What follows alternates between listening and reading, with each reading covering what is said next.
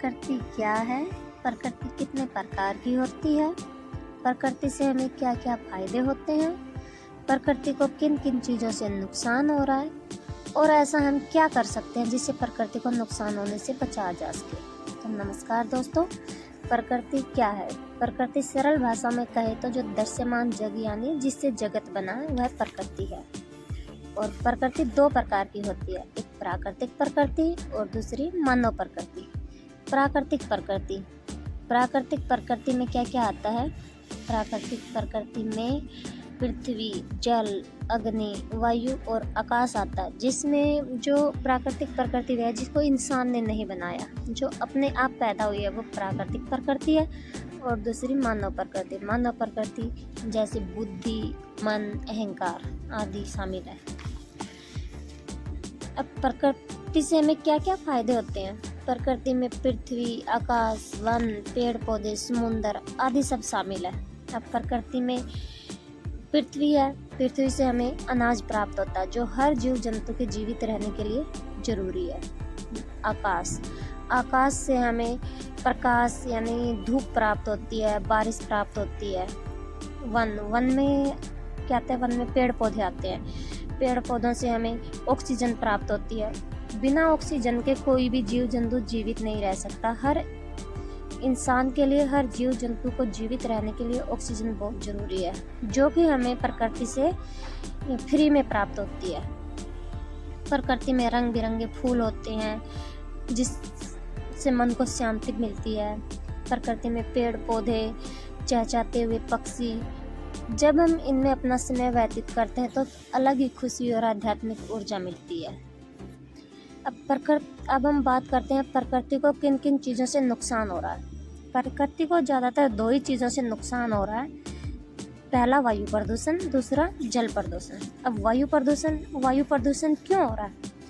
वायु प्रदूषण कभी कभी शहरीकरण तो कभी कभी औद्योगिकरण के नाम पे पेड़ पौधे काटे जा रहे हैं। अब पेड़ पौधे काटने से वातावरण में ऑक्सीजन की कमी और कार्बन डाइऑक्साइड की अधिकता हो गई, जिससे वायु प्रदूषण हो रहा है। वाहन जो रोड पे वाहन चलते हैं, वाहनों से रोजाना हजारों लाखों टन का धुआं निकलता है, जिससे हवा प्रदूषित हो रही है।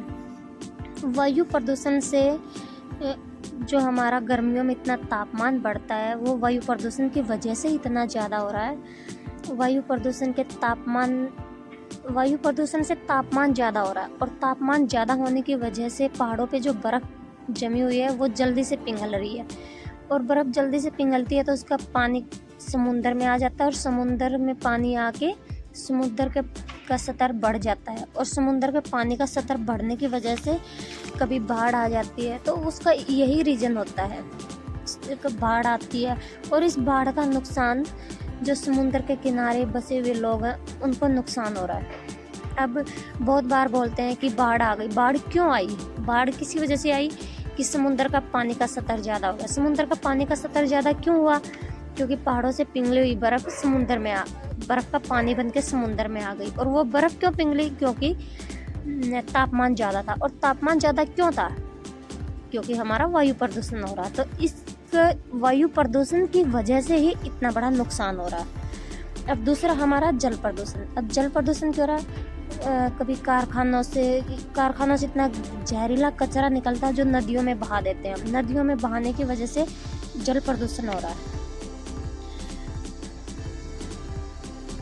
अब हम बात करते हैं कि ऐसा हम क्या कर सकते हैं जिससे प्रकृति को नुकसान होने से बचाया जा सके। प्रकृति को नुकसान भी दो चीज़ों से ही ज़्यादातर हो रहा है, वायु प्रदूषण और जल प्रदूषण। अब प्रकृति को नुकसान होने से बचा भी हम इन दो चीज़ों से ही बचा सकते हैं, एक वायु प्रदूषण को रोकना, दूसरा जल प्रदूषण को। अब वायु प्रदूषण को हम कैसे रोक सकते हैं? जहाँ आवश्यक ना हो वहाँ पेड़ पौधे ना काटें। पेड़ पौधों को काटने से बचाना है। हर किसी को कम से कम एक पौधा लगाने के लिए ज़रूर बोलना, हमें खुद भी लगाना है, दूसरों को भी बोलना है। दूसरा, हम जो ये प्लास्टिक की पॉलीथीन यूज करते हैं, इन पॉलीथीन की जगह अगर हम घर का बना हुआ कपड़े का थैला यूज करें तो उससे भी वायु प्रदूषण में बचाव हो सकता है। जल प्रदूषण, जो हमारा कचरा है वो हम कहीं नदियों में या इधर उधर ना फेंके।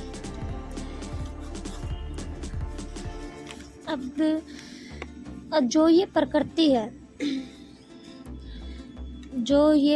इस प्रकृति यानी सृष्टि को ईश्वर ने यानी भगवान ने बनाया है और हम सब लोग भगवान की किसी न किसी रूप में पूजा करते हैं। धर्म का अर्थ अकेली पूजा अर्चना ही नहीं, बल्कि भगवान द्वारा रची गई सुंदर सृष्टि या उसमें रहने वाले सभी प्रकार के जीव जंतुओं की रक्षा करना है, वह उनका आदर करना है। हमारे आसपास का वातावरण जितना अच्छा होगा उतनी ही तन मन को शांति मिलेगी। सृष्टि का आदर करना ही ईश्वर का आदर करना है। अतः आपसे निवेदन है कि अगर हम सब मिलकर थोड़ा थोड़ा प्रयास भी करेंगे तो भी प्रकृति को खराब होने से बचाया जा सकता है। धन्यवाद।